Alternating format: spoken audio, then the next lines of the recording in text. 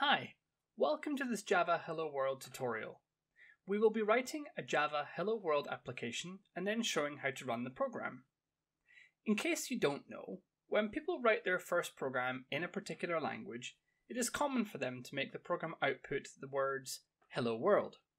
It's been that way for a long time, and it's a nice quick way to get started. One of the cool things about Java is that we can write the program on one computer, compile it there, and run it without recompiling on many different other types of computers. That's one of the cool things about Java. In general, we can write the code on any computer and be able to run it on any other computer, so long as it has something called a JVM installed. A JVM is the Java Virtual Machine, which is where your program runs, but don't worry about things like that for now. Now, we normally use something called an IDE when developing software. IDE stands for Integrated Development Environment, and it's basically a program which helps you to write other programs. It highlights problems and makes suggestions to help you code. So, let's go get ourselves an IDE. There are hundreds of them and many are free. I like using one called Eclipse. It's free and allows us to write Java out the box. So let's get that installed. So we open up our web browser and we head to eclipse.org. Once we are there, we find the download button. We click that and it will suggest the correct version for you to install. And we'll take its suggestion and click the download button.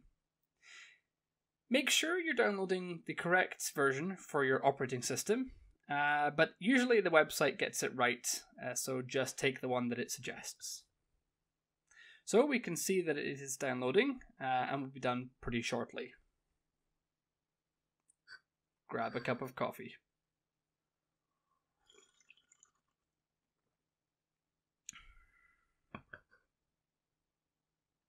Once done, run the installer. We can see that inside of the setup file is the Eclipse Installer, so we shall open that up.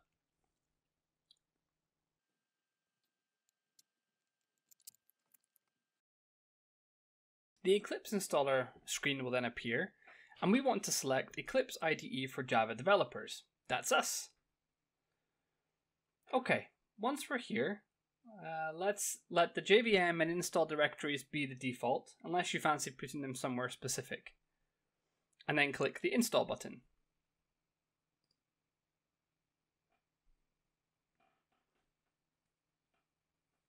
Accept the license agreement.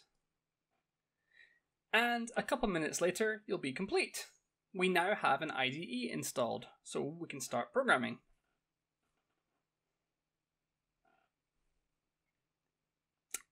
Let's make a shortcut to the Eclipse we have just installed so that we can find it in the future. Click the Open in System Explorer button and create a shortcut to the Eclipse program and put it somewhere that you know you can find it in the future. That just makes it easier for us to find it. Okay, now back in here, let's launch Eclipse. Let's use the default directory that it has chosen for us as the workspace. Don't worry about what this is too much for now. And click Launch.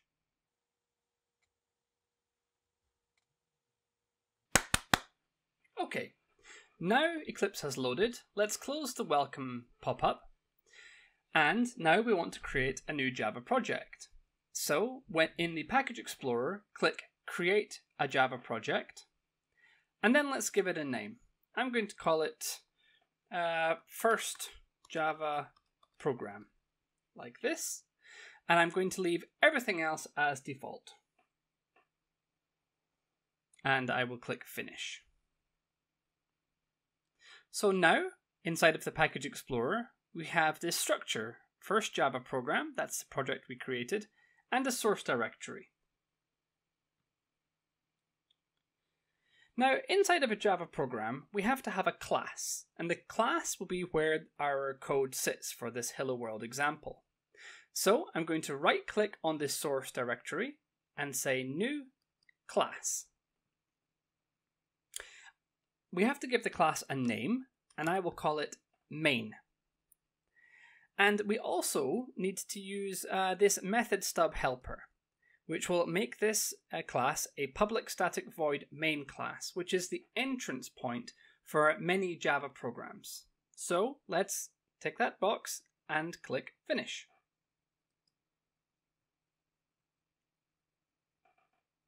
Okay, great. So now we can see that we have a main.java file, and this is the class main that we just created.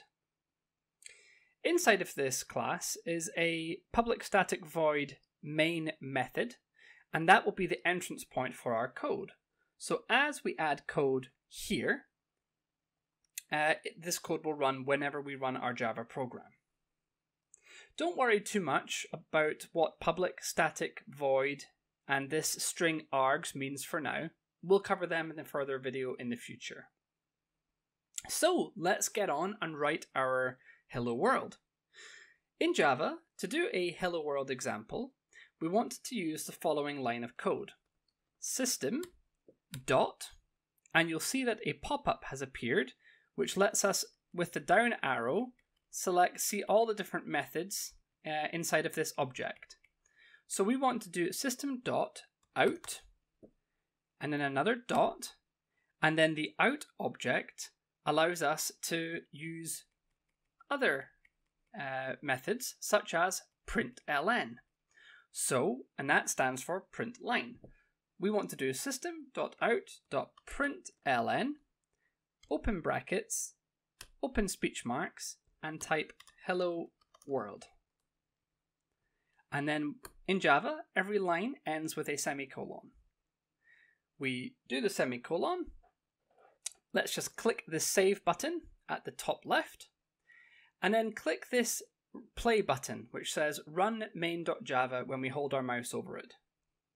If we click that, down in the bottom, where we can see the console view, you can see we have hello world. So we have just written our first Java program that writes out to the console hello world. Good job. That's a great place to be. So let's make something a little better.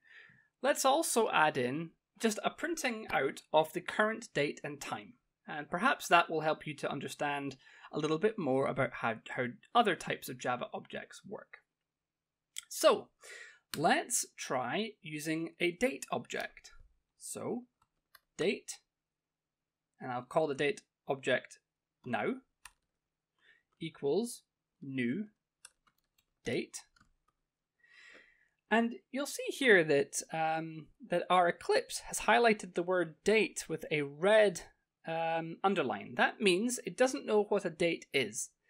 But date is actually part of something which comes in the Java language, in the JRE. So if I hold my mouse over this, it says here, date cannot be resolved. Do you want to import one of these? And we do. We want to import date from java.util. So I will click on this link, and you'll see that those red lines have disappeared. And Eclipse has added in this import statement, which says we want to use this date class from a different package. So we have our date, and now I want to create a simple date format object. And what that is a way for us to format the date in whatever way we like, such as day, month, year, and then the time in a similar fashion. Or we could choose to do month, day, year, something like that. So we use simple date format. We create a new simple date format instance, and we want to do day, which will be like 12, dash month, which will be like 06, and then year, which is like 2000 or 2020. And then we want a space, followed by hours, minutes, seconds. And that is our date format. And again, you can see this this red line is sitting underneath this class. It says, I don't know what a simple date format is. It cannot be resolved. But Eclipse knows that class exists in a different library. So we want to import that. And the red lines have disappeared. So at this point, I can do system.out.println, and we want to do sdf.format. So we're asking the simple date formatter to format for us the date, which we created above. And to just explain what's going on here a little bit more, we have an object called now of type date, and then we have a simple date formatter called SDF, and we're saying, can the formatter please format this date object? And what that should do is return us a text representation of the date in this format. So if we click save and then click run, you can see that we indeed have our hello world, which is coming from this line of code. And then we have our simple date, which has our days, month, year, and then our hour, minutes, and seconds. So that is pretty much it. Bingo! We got it running. Well done. So you've now created your first Java program. And here we used the system object here. We also used the date object. And we also used the simple date format object. And these are different classes within the Java runtime. And next lesson, we will go through and try using some of the other different simple types and primitive types that we have in Java, such as strings, integers, booleans, and other different formats of variables that you will be using inside of your program's logic. So please look out for our next video, where we will start to explain these different types of objects that you could use in Java. Thank you very much, and please tune in to the next video. If you've enjoyed it, please like and subscribe. That would do a lot to help us out. And let us know if you've got any questions in the comments section below. Thank you. Bye-bye.